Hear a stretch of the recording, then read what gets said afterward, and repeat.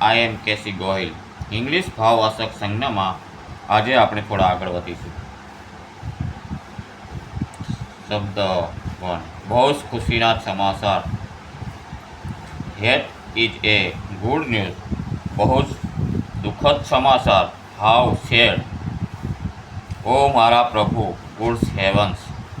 કેટલો મોટો વિજય. વોટ એ great victory. સાંભળો, લિસન, જલ્દી કરો.